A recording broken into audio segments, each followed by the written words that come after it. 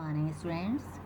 आज का हमारा टॉपिक है बंगाल में ब्रिटिश शासन की स्थापना, अर्थात बंगाल में ब्रिटिश शासन की स्थापना कैसे हुई। क्योंकि अंग्रेज़ों को भारत में सबसे पहले बंगाल में ही शासन स्थापित करने में सफलता मिली। उसके पश्चात उन्होंने शेष भारत में अपने शासन का विस्तार किया। तो भारत में ब्रिटिश साम्राज्य की स्थापना और उसका विस्तार किसी सुनिश्चित योजना का परिणाम नहीं था, बल्कि ये महज संयोग मात्र था। क्योंकि अंग्रेज भारत में व्यापार करने आए। उनका मूल उद्देश्य भारत के साथ व्यापार करना था, व्यापार के माध्यम से आर्थिक लाभ कमाना था। आरंभ में उनका उद्देश्य भारत में शासन की स्थापना नहीं था। सन 1600 ईस्वी में ब्रिटेन के कुछ व्यापारियों ने मिलकर पूर्वी देशों के साथ व्यापार करने के लिए अपना एक संगठन बनाया, जिसे ईस्ट इंडिया कंपनी कहा गया। ये ईस्ट इंडिया कंपनी ब्रिटेन की महारानी एलिजाबेथ टेलर से अनुमति लेकर भारत आई, भारत के साथ व्यापार करने आई। इन्होंने सबसे पहले 1608 में सूरत में, गुजरात में सूरत नामक स्थान पर अपनी पहली फैक्ट्री स्थापित की, अर्थात अपना पहला व्यापारिक केंद्र स्थापित किया। उसके पश्चात 1611 में दक्षिण में मसूलीपट्टनम में अपनी फैक्ट्री स्थापित की। दक्षिण में इन्हें प्रादेशिक लाभ भी प्राप्त हुआ, क्योंकि 1639 में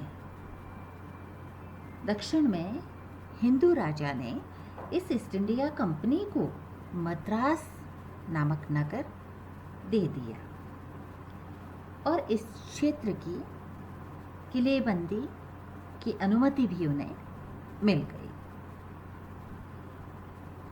ईस्ट इंडिया कंपनी ने यहाँ दक्षिण में सेंट जॉर्ज नामक किला बनवाया। 1669 में दक्षिण में उन्हें बंबई भी मिल गया।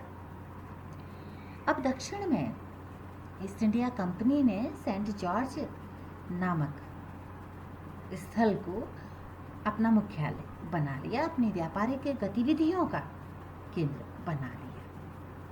1651 में ईस्ट इंडिया कंपनी ने हुगली, बंगाल में हुगली नामक स्थान पर अपनी फैक्ट्री स्थापित की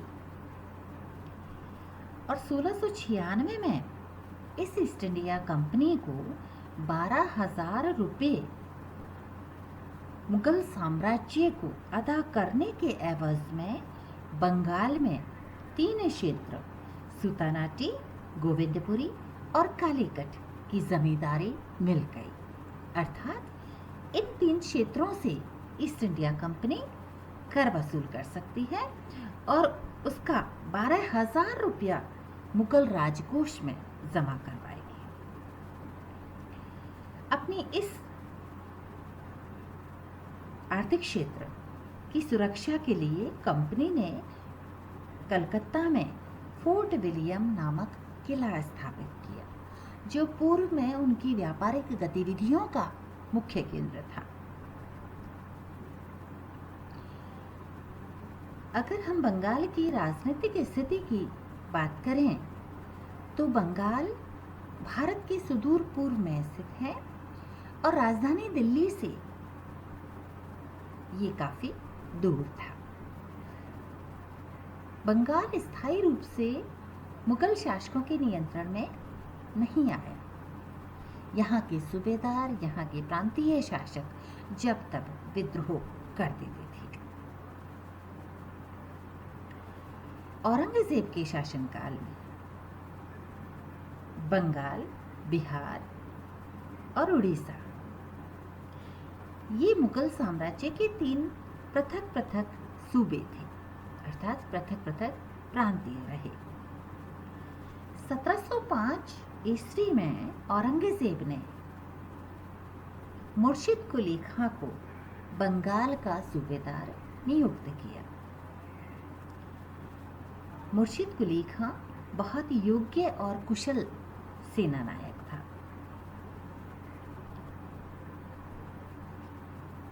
कुछ समय के बाद उड़ीसा का सूबा उसके नियंत्रण में दे दिया गया। मुर्शिद कुली खां ने बहुत सूझबूझ से वहां की शासन व्यवस्था को संभाला, लेकिन 1707 में औरंगजेब की मृत्यु के बाद ये मुर्शिद कुली खां स्वतंत्र हो गया, अर्थात ये मुगल नियंत्रण से स्वतंत्र हो गया। इसने अपने आप को मुगल शासन से पृथक कर लिया और बंगाल में स्वतंत्र राज्य की स्थापना की। 1727 में मुर्शिद कुली खां की मृत्यु हो गई और उसके बाद उसका दामाद सुजाउद्दीन या सुजाउद्दौला भी हम इसे कहते हैं, उसने शासन संभाला या वो उसका उत्तराधिकारी बना। इस सुजाउद्दीन ने बलपूर्वक बिहार के सूबे को भी अपने नियंत्रण में ले लिया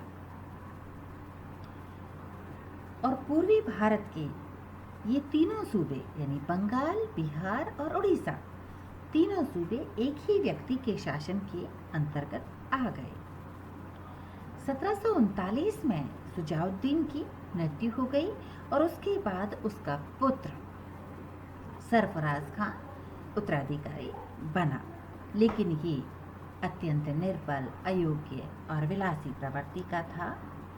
तो इसके समय में अलीवर्दी खां, जो एक पराक्रमी सैनिक और महत्वाकांक्षी व्यक्ति था, उसने 1740 में सरफराज खां पर आक्रमण कर दिया। सरफराज खां मारा गया और अलीवर्दी खां बंगाल, बिहार, उड़ीसा का स्वतंत्र सूबेदार बन बैठा और उस समय के कमजोर मुगल सम्राट ने उसके शासन को मान्यता भी दे दी। बंगाल में अगर हम ईस्ट इंडिया कंपनी की स्थिति की बात करें तो इन्होंने 1651 में हुगली में अपनी फैक्ट्री स्थापित की थी और शाहजहां ने, मुगल सम्राट शाहजहां ने अपने एक फरमान के द्वारा इस ईस्ट इंडिया कंपनी को बंगाल सूबे में व्यापार करने का अधिकार दिया था। कंपनी के द्वारा निर्यात किए जाने वाले माल को भी चुंगी मुक्त रखने की सुविधा दी थी।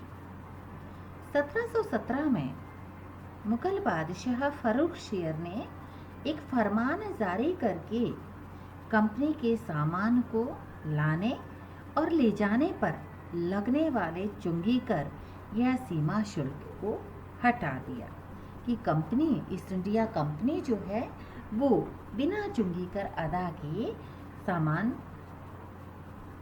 ला और ले जा सकती है। जैसे जैसे मुगल शासकों की शक्ति कमजोर होती गई, बंगाल के जो सूबेदार थे वो स्वतंत्र और मजबूत होते गए। अलीवर्दी खां के शासनकाल में, उसका शासनकाल था 1740 से 1756। उसके शासनकाल में कंपनी और बंगाल के नवाब यानी अलीवर्दी खां के रिश्ते अच्छे नहीं रहे। अलीवर्दी खां एक योग्य शासक और पराक्रमी सेनानायक था, लेकिन मराठों के निरंतर आक्रमणों ने बंगाल के आर्थिक जीवन को बर्बाद कर दिया था। 1751 में अलीवर्दी खां ने मराठों से समझौता किया और उन्हें उड़ीसा का ज्यादातर भाग दे दिया। अलीवर्दी खां के समय में हिंदू सूबेदारों का बंगाल में महत्वपूर्ण स्थान रहा। हिंदू व्यापारियों का बंगाल में महत्वपूर्ण स्थान रहा। इनमें महत्वपूर्ण व्यापारी थे रायदुर्लभ, जगत सेठ, मेहताब राय, स्वरूप चंद्र, राजा रामनारायण और माणिक चंद्र। अलीवर्दी खां के समय में बंगाल का ज़्यादातर व्यापार हिंदू व्यापारियों के हाथ में था। हिंदू व्यापारियों का अलीवर्दी खां और ईस्ट इंडिया कंपनी के संबंध कभी मैत्रीपूर्ण नहीं रहे। इनके मध्य मुख्य विवाद था व्यापारिक सुविधाओं को लेकर, क्योंकि ईस्ट इंडिया कंपनी कहती थी कि उसे 1717 के शाही फरमान के अनुसार सुविधाएं नहीं दी जा रही हैं। दूसरी तरफ बंगाल का नवाब यानी अलीवर्दी खां का ये आरोप था कि कंपनी को जो सुविधाएं दी गई हैं वह उनका दुरुपयोग कर रही है, जिससे बंगाल के सरकारी कोष को भारी खामियाजा भुगतना पड़ रहा है, भारी घाटा उठाना पड़ रहा है। विवाद का दूसरा पहलू था कि कंपनी के राजनीतिक इरादे, क्योंकि कंपनी अब महत्वाकांक्षी हो गई थी। दक्षिण में उसे काफ़ी सफलता मिली और उसके बाद वो महत्वाकांक्षी हो गई थी और बंगाल में अपनी स्थिति को मजबूत करने में जुट गई। अलीवर्दी खां बहुत सतर्क हो गया। उसे पहले से लग रहा था कि कंपनी बंगाल में अस्त्र शस्त्र जमा कर रही है। अलीवर्दी खां ने इसका विरोध किया और कहा कि तुम बंगाल में व्यापार करने आए हो तो व्यापार तक अपनी गतिविधियां सीमित रखो। यहाँ पर सामरिक तैयारी करने की या अस्त्र शस्त्र जमा करने की इजाज़त नहीं है। अलीवर्दी खां के इस सुझाव के बाद ईस्ट इंडिया कंपनी ने अपनी एक सेना भी गठित कर ली, जिसका मुख्य उद्देश्य मराठों की लूटपाट से अपनी बस्ती को सुरक्षित करना था। इसके साथ ही उन्होंने वहाँ की आम जनता को भी कई बार लूटमार से बचाया, जिससे उन्होंने वहाँ के स्थानीय लोगों की भी सहानुभूति हासिल कर ली। 1756 में अलीवर्दी खां का शासन समाप्त हो गया और उसके बाद जो शासक बना बंगाल का वो था सिराजुद्दौला, जिसके समय में बंगाल के नवाब और ईस्ट इंडिया कंपनी के रिश्ते और ज़्यादा खराब हो गए। अगले वीडियो में हम सिराजुद्दौला के बारे में पढ़ेंगे। तो आज की इस वीडियो में इतना ही। धन्यवाद।